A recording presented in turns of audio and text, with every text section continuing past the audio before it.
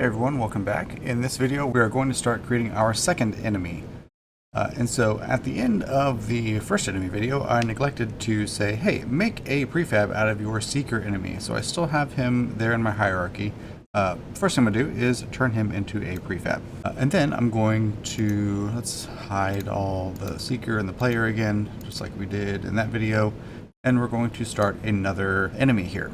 So I'm going to create an empty game object. This is going to be my wanderer enemy. We will reset those transformations, basically setting up an object just like we have been. I'm going to take the wanderer sprite and make it a child of that object. And then let's go and set up all of the components for that. Just like our other enemy, we need a rigid body 2D. Let's set that gravity to 0. And we need some kind of a collider. I'm going to use a circle collider. If I zoom in on that guy, it's a little bit big. So again, dropping the radius down, just like most of our other game objects. So 0.3, 0.35, somewhere in that neighborhood looks pretty good. And then we will go ahead and add our enemy script. And then we need to create the script for this enemy. So in my scripts folder, I'm going to create a mono behavior. This is going to be my wanderer script. Let's go ahead and attach that before we open it up. Once this thing compiles, drag that over, and let's go ahead and open it up. So this wanderer is going to get a target, and then once it reaches that position, we'll give it another new target. So I want to create a method to do that. I'm going to call it a new random target. Then inside of that, we'll set up a float. We're going to do two floats. So one float for X, one float for Y. Let's call this rand X. It's going to equal a random dot range between the game manager's screen bounds. And so a whole lot like our player movement, where I'm clamping these positions as transform.x and all that good stuff, I'm going to copy that whole inside, that whole section for the negative screen bounds plus the object size and the positive screen bounds minus the object size. Copy all that, head back over to my wanderer script, and that's going to be the range. Now this is going to complain that object size doesn't exist, and so I do also want to respect the size of my object, of my enemy. I don't want him to go potentially into that boundary. So let's also set up this object size. Again, very similar to how we did the player, I'm going to go and copy and paste stuff from the player. I need a collider 2D for the 2D, the circle collider on him, and then a vector 2 of object size.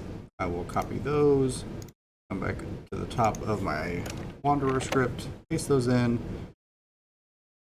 and just like I did from player movement inside of start, I'm going to set the collider to the collider on the object and object size to the bounds of that collider.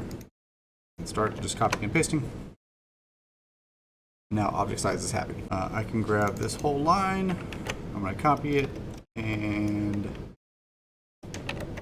paste it there. I did not add a semicolon over here. That's why I didn't copy and paste. So just doing some formatting here, get this back looking nice. Instead of rand X, it's going to be rand Y, and instead of screen bounds, basically if this line says X, I'm going to switch it to a Y. And again, semicolon at the end there. But now I'm going to run into a problem. If I say get component, enemy script, and I try to set my target equal to a new vector 2 with my rand X and rand Y, I'm going to get an error.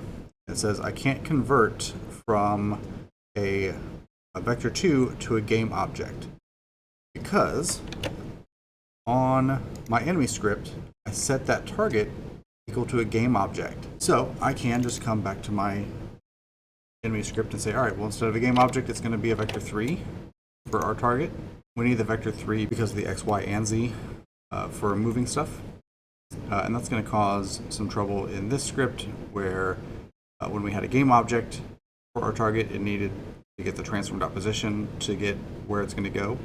But we can just take off that .transform.position and just leave target. And we can take those off. That makes that happy if we save that. But that's also going to mess up the seeker script as well. And that when it is trying to assign its target, it's looking for the whole game object.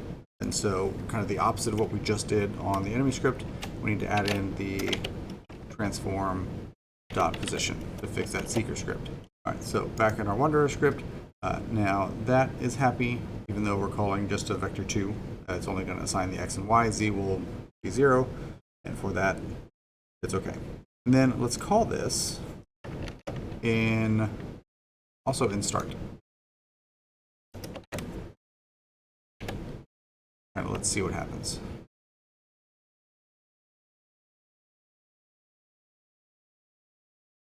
I'm going to turn on my seeker enemy. I'm going to turn on my player. I'm going to move these away from where I'm starting at, just so I can see everything. And then I'm going to run away. So Wanderer is going off. It found a random target, but the seeker is now stuck here at the origin, where I started, where the player started. And that's because when we assigned its target, that it only assigned it once, and it was before we could even start moving. So we need to change this from awake to update. We always want the seeker to be updating its target, because the player is going to be moving, and we want to keep the seeker going toward the player. All right, now in that Wanderer script, we need to update that if it gets to that target, we need to give it a new one. So we'll say if vector2.distance, we can measure the distance between 2 points. That distance is between the current position, transform.position, and where we're trying to go. So we need to get the component from the enemy script, the one that we gave it earlier. So this distance is going to subtract, it's the distance between A and B. How far is it? And we'll say that if it's less than some really small number, like 0.1, then we can give it a new target. I'm just going to copy that line of code right there and paste it in there. Now let's go back and test again. It should just wander around the map. And hopefully the seeker is going to also follow the player. So it goes there. All right, it's moving again. It's moving all around. The seeker is following me. So that is great news.